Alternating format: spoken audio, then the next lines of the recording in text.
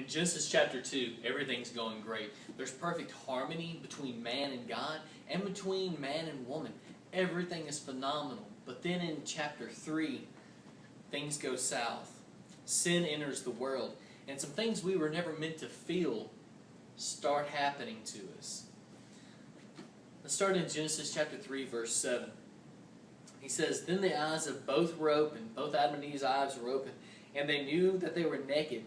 And they sewed fig leaves together and made themselves loincloths. And they heard the sound of the Lord God walking in the garden in the cool of the day. And the man and his wife hid themselves from the presence of the Lord God among the trees of the garden." Why did they hide themselves? Because they were embarrassed, right? We were never meant to feel embarrassment. In our lives, when we've felt shame, we were never meant to feel those ways. That's something that sin brought into the world. God never meant for us to have to deal with shame.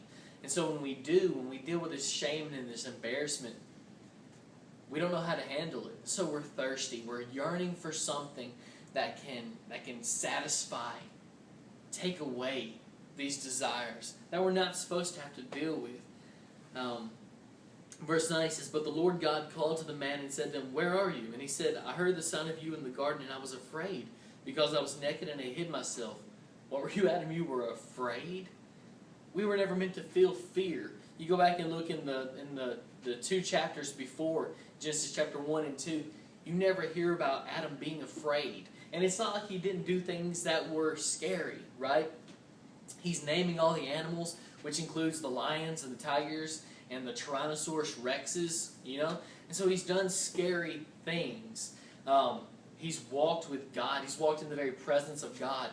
And when Isaiah did that, in Isaiah chapter 6, Isaiah is terrified. He's absolutely terrified. But Adam gets to do it every day. And you never see Adam being afraid until this very moment, right here in Genesis chapter 3, where he is afraid. God never meant for us to have to deal with fear. It was something that sin caused. Without sin, we would never have to feel shame. We would never have to feel fear. We'd never have to feel this distance in our relationships that Adam and Eve are having to deal with now. They used to be really close to God. They used to walk with Him. They used to share this intimacy with God. But that's no longer the case. That's gone now.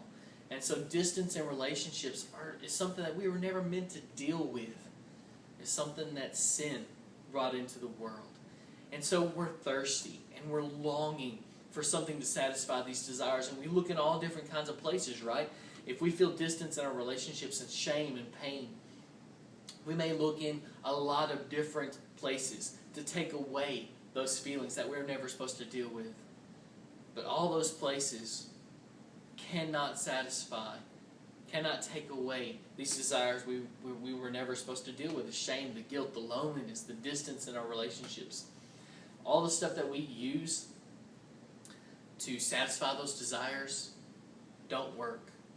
And you can look in John 4 at the Samaritan woman. She tried sex and relationships, and it didn't work. She tried 5 different husbands and a boyfriend. None of those men were enough to take away the shame, the pain, the guilt, the embarrassment that she was feeling. You think of Solomon. He tried everything to take away these things that we're not supposed to have to deal with: the shame, the pain, the guilt, the distance in relationships, the loneliness. He tried everything. And at the end of the day, he said, here's what you need to do. You need to fear God and keep His commandments.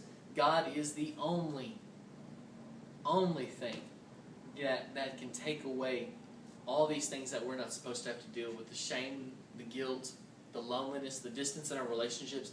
Every time we run somewhere else to satisfy those desires, we're running farther away from the true answer. We're only compounding our problem. If you want to get rid of these desires, of these emotions that you're never supposed to have to deal with, if you're tired of dealing with them, God is the answer. Run to Him. Be thirsty for Him. Work on your relationship with Him. And throw all this other stuff away. You don't need it, and it's only making your problem worse. Trust in God. Seek Him with all your heart. Matthew 6:33. And you will find Him.